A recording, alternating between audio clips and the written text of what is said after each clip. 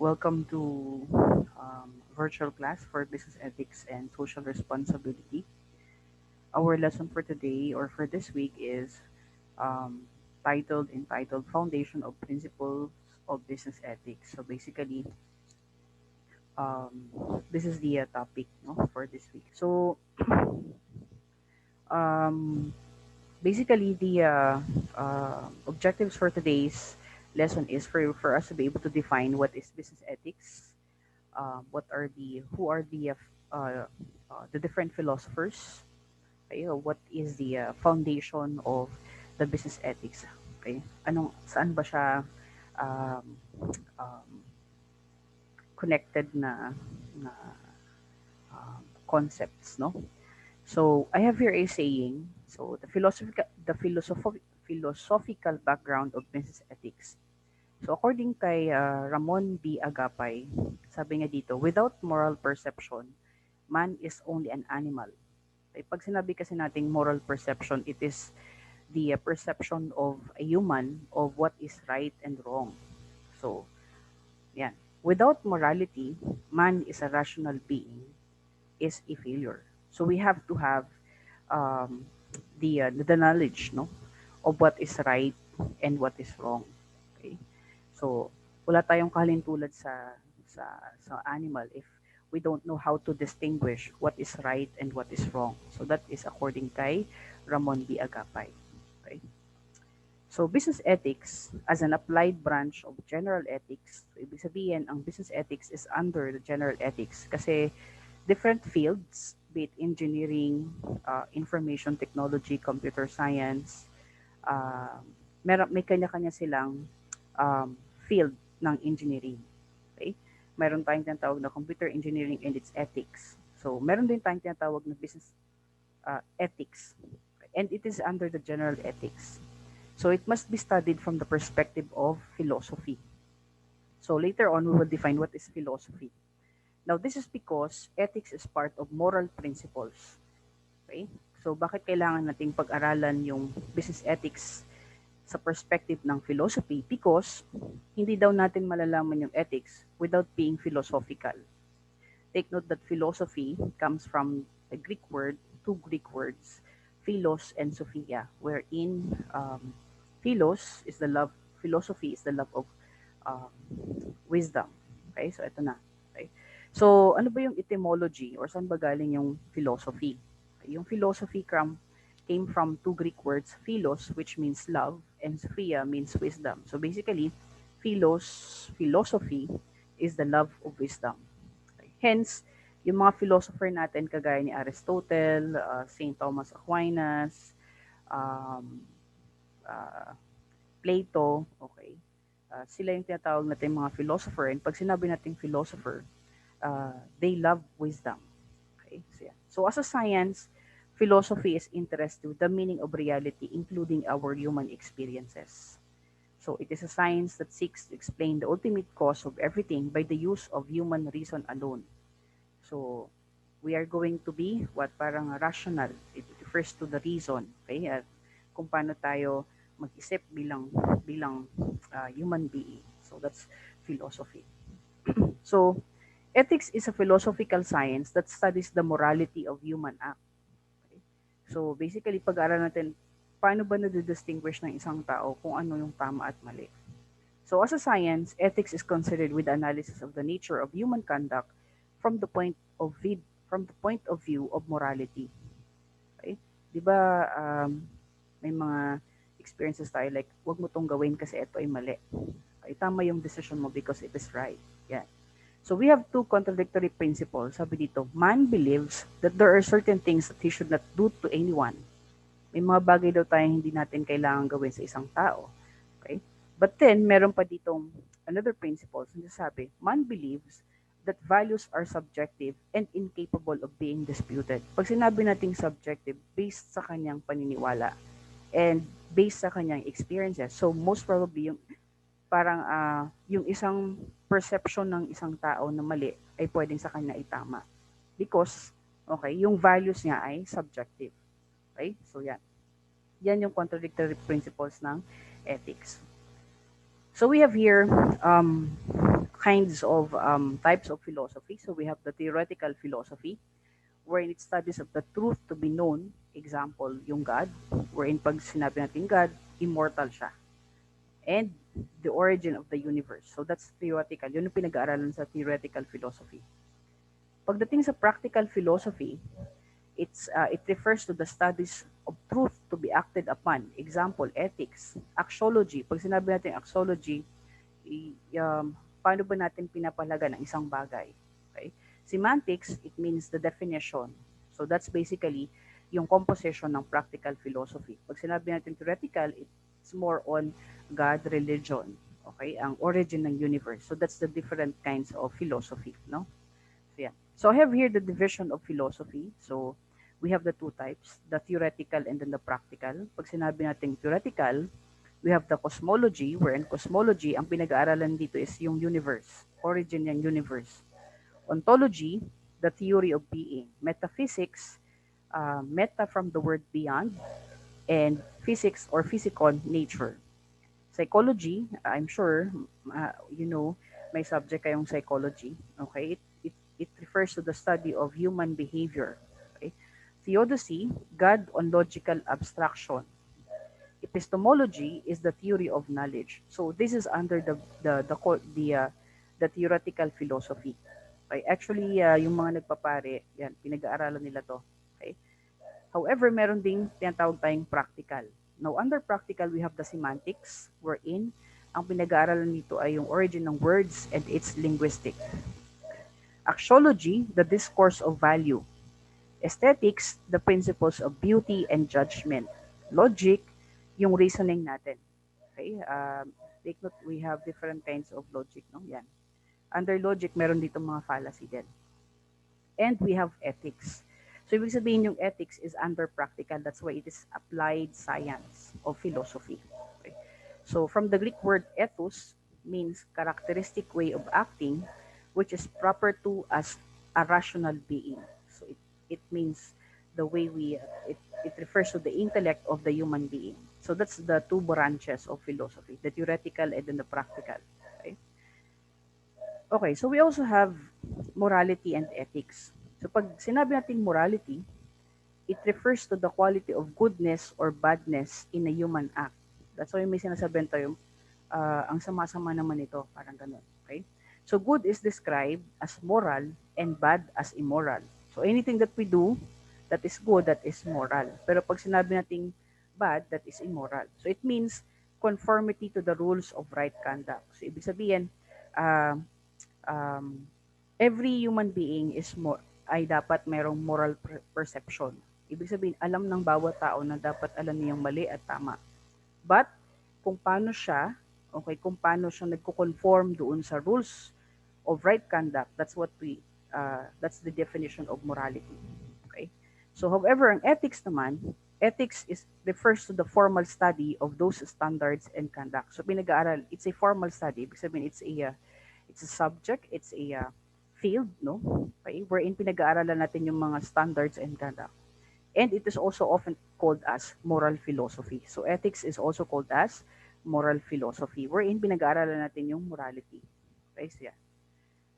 So we have here ethics as a normative science. Pag sinabi natin normative science, from the word norms, ibig sabihin accepted as standard.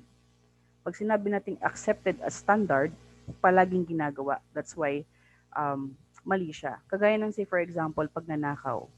Okay? Alam natin ang pagnanakaw is mali. Theft is bad. Okay? Ngayon, paano ba natin nalaman na mali siya? Because of karamihan, okay, because of through the years, okay, it is being accepted as mali. Okay? Kumbaga, yun na yung nakagawian nating standard na ang pagnanakaw ay mali. So that's because of the normative, yun, normative. Okay? So ethics is considered as normative science because it is concerned with the human systematic study of the norms of human conduct as distinguished from formal sciences such as mathematics, chemistry, physics. So magkaiba, even though ethics is a subject under philosophy, practical philosophy, no? Pero ang pagkakaiba niya sa ibang field, it is based on the standard of what is right and what is wrong. Kung ano yung accepted na mali at tama. Okay, so that's the difference between ethics and sa other field like mathematics, chemistry, and physics. So ethics is a normative science because it involved a systematic search for moral principles and norms that justify our moral judgment. Paano ba natin, say for example, uh, um, nag-order ka ng water, okay? Pero ang tagal ng waitress or ng waiter. So ano bang magagalit ka ba or hindi ka magagalit? Okay? So doon din ma-measure yung patience mo. Okay? So sa parang ang moral standard is be patient. Okay? Hintayin natin na bumalik yung waiter para um, ibigay sa atin yung in-order natin na water. Okay? So doon i-measure, doon i-justify yung iyong moral judgment. Okay? Yeah. So ethics.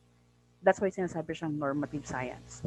So we also have virtue, wherein virtue is the moral excellence, the goodness and righteousness. It is also a conformity of one's life and conduct to moral and ethical principle, or uprightness and rectitude. So that's so we have ethics, we have moral, we have virtue. Okay? So anything that we do, kumbaga pag tayo ay consistent sa ating ginagawa and it is moral, ibig sabihin it's virtue. Okay? So yeah. So we have the moral sense in us. Okay? Every human being. Okay? Ibig sabihin, we are rational in everything that we do. Okay? So sabi dito, the main difference between man and an animal is the man has a moral perception. Alam natin kung ano yung tama at mali, what is good or bad. So man has a natural insight to morality, this being a gift of the Creator who gave a man a moral sense. Di ba yung mga, say for example, aso, pusa, hindi naman nila alam kung ano yung tama at mali. So that's the difference between the man and an animal. We have moral perception. Thus, meron tayong moral sense. Okay? So according kay Saint Thomas Aquinas, the synthesis of man, okay, noong 1225 to 1274, by the way, Saint Thomas Aquinas is an Italian philosopher, a theologian, and a priest. Okay? Uh, sometimes called the Prince of Scholastics. Now, he died at the age of 49, and 49 years later, he was canonized as the angelic doctor of the church. So, meron siyang libro actually. Okay? So, according to Aquinas, the moral sense in a man is manifested and expressed in three different ways. Ito daw yung tawag dito, manifestation para masabi natin ng isang tao ay may moral sense. Number one, man is able to distinguish or to know what is good and what is bad. 'Di ba? Alam naman natin. Tayo bilang estudyante, alam natin kung ano ang tama at mali. Okay? So yan. So ibig sabihin may moral sense ka. Another manifestation na ang tao ay may moral sense is that man is always obligated to do good and avoid evil. Evil. Okay? Palaging ang expectation sa atin, ang expected sa atin is gawin natin yung tama. Okay? That is a manifestation na tayo ay may moral sense. Pangatlo, man knows that he is accountable for these actions, be it good or bad. So, pag ginawa mo yung tama, okay, you are responsible for that. Pero pag may ginawa ka ding mali, you are also responsible for that. So, etong tatlong to, ay yung mga manifestations na tayo, ng human being, na ang tao ay may moral sense. And that is according to Thomas Aquinas, Saint Thomas Aquinas. Okay.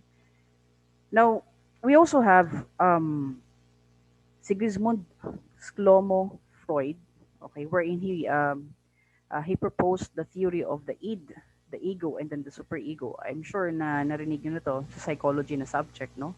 Wherein Sigmund Freud, he was the founding father of psychoanalysis. Okay? He is which is a major of School of Psychology. Now, his key points in psychoanalytical theory are the following. Man must learn to control inborn desires. So, ano ba yung mga desires natin? Food, thirst, sex, yan. That's our inborn desires. Okay? Number two, man must achieve fulfillment in ways that are harmonious with others. Ibig sabihin, kung ano man ginagawa natin, dapat acceptable siya sa iba. Okay? So, That's the key points of psychoanalytical theory ni Sigmund Freud. Okay? So yan. And Sigmund Freud, okay, defined the moral in us using the three um, aspects ng kanyang psychoanalytical theory. And these are the superego, the ego, and then the id. Pag sinabi natin superego, it has elements in common with both reason and willpower. It basically reflects social rules and values of the society that govern out of behavior. Etong superego, ito yung mga nalalaman nating mali at tama na pinangaral sa atin or uh, na-inculcate natin sa ating mga magulang. Okay? Or sa ating environment. Okay? 'Di ba palaging dati sinasabihan tayo ng ating magulang, ito ay mali, ito ay tama. Yan. Nalalaman natin yan. And that is the superego. Ang ego is the rational self or the conscious self. It is part reason but also part of willpower. It is under constant pressure to fight off the pleasure seeking desired of the id. So, ibig sabihin, ito alam natin. Sa ego, alam natin kung ano ang mali. Okay, yung superego, ito yung mga alam natin na mali na itinuro sa atin ng ating mga magulang. Yung ego, ito yung alam natin sa sarili natin na ito ay mali at tama. Okay? Pero pag sinabi nating id, it refers to the irrational part in us. Okay? Or the unconscious instinct. Or ito yung mga desires natin kagaya ng aggression, thirst, food, sex. Yan. So according kay Freud, ang healthy daw na personality is a person who has an ego. Ibig sabihin, you know what is right and wrong, that does an effective job of coping with urges of the id and the restrictions of the superego. Example nito, yun, nag-order ka ng water sa isang restaurant. Ngayon, ang tagal ng waiter na ibigay yung tubig. So, ano ba dapat ang gawin mo? Okay? So, ang sasabihin sa'yo ni ego is dapat be patient, hintayin natin kasi baka may mali. Ay, baka may ginagawa lang yung waiter. Okay? So, yung superego, alam mo, okay, na be patient kasi most probably may ginagawa yung waiter. Okay? So, yung id doon, yun yung instinct natin na magalit kasi hindi sa atin nabigay kaagad yung tubig. Okay? That's the difference between the id, the ego, and then the superego. So sabi dito, the id, ego, and superego work together to create human behavior. So the id creates the demands. Yun yung cravings natin na uminom ng tubig. The ego adds the need of reality. Okay, kailangan natin maging patient kasi baka naman may ginagawa yung waiter, kaya just be patient. And the superego adds morality to the action which is taken. So, kalma ka lang, hinintay mo lang yung waiter na ibigay sa yung tubig kasi alam mo may ginagawa. Okay? So, it adds morality to the action which is taken. So, hindi mo pinagalitan yung waiter. Okay? So, that's the difference between the id, the ego, and then the superego. So, why do we have to know what is morality, what is ethics, what is virtue? So, sabi dito, why are ethics or why are virtue ethics important to run a business? So ethics is the rules of conduct recognized in respect to a particular class of human actions or a particular group or culture. Okay? So yan. So ano ba yung mga do's and don'ts kumbaga? How are we going to deliver our services, our product? Okay, how are we going to conduct our business? That's basically importante yon doon. Okay? So it is also a systems of moral principles that way importante ang importante ang ethics sa negosyo. Okay? Wag na parang alam mo na dapat ganito yung price, hindi mo siya pinatatasan. Okay? Ito yung suggested retail price ng DTI, so yun lang yung binigay mo.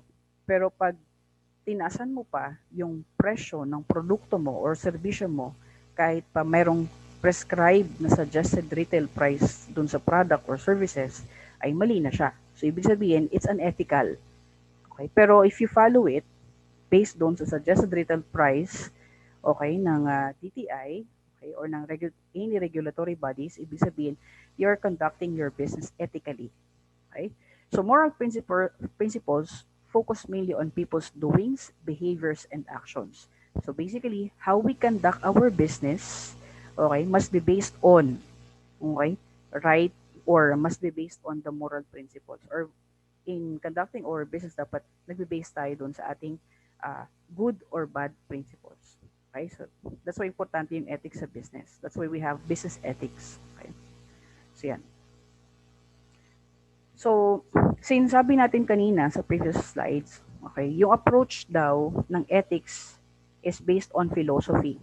Okay, so I have here the different philosophers, no?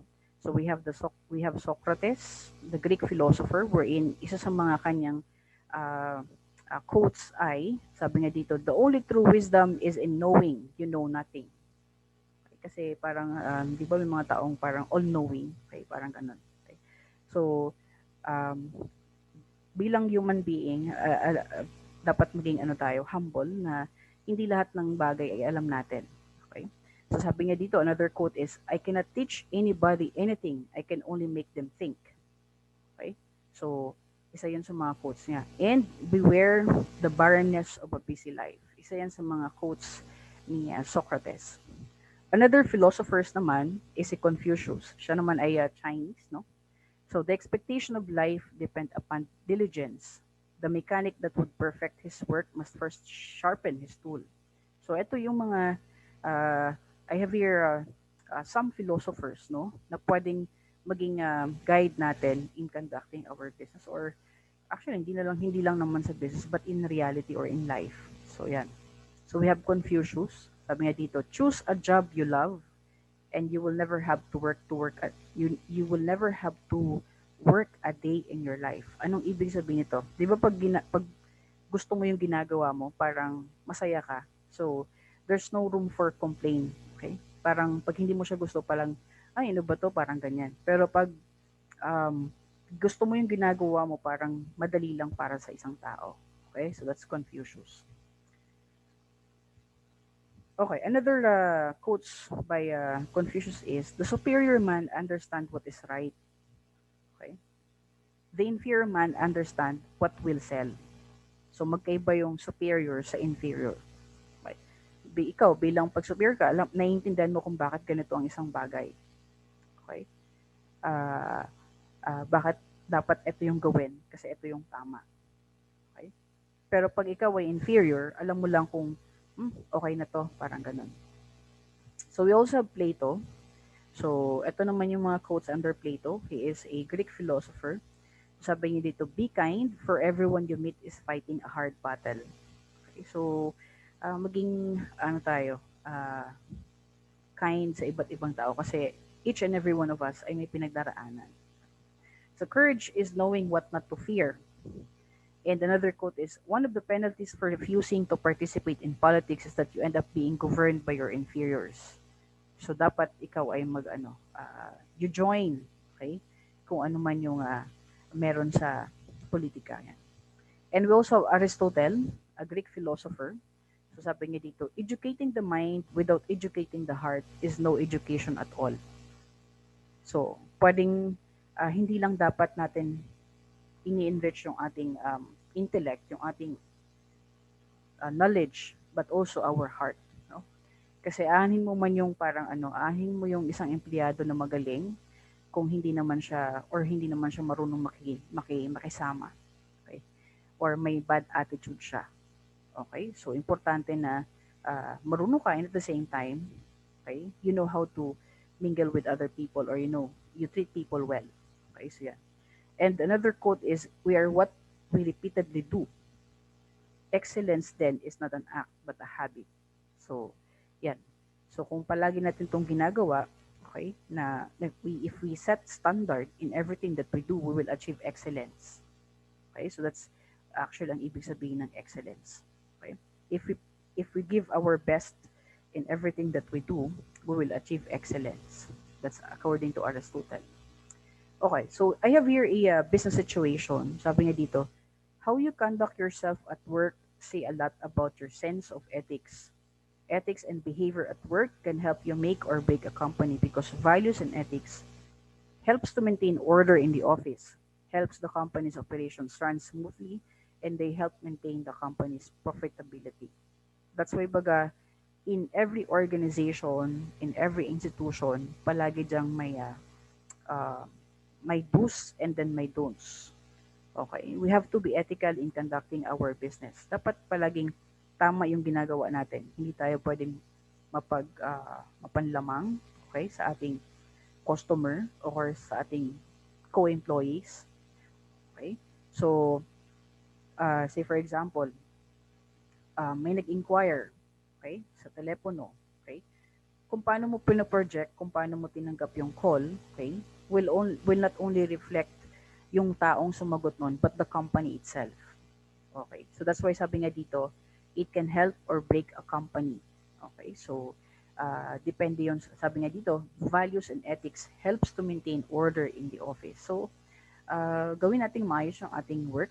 Okay? Kumbaga, uh, we have to, uh, alam naman natin kung ano yung good, ano yung bad. Okay? So, we have to um, do or conduct our business based on our moral values. Okay? So that's the business situation. That's why importante yung business ethics. Okay? That's why siya ay part ng subject sa management. Okay? So, business ethics.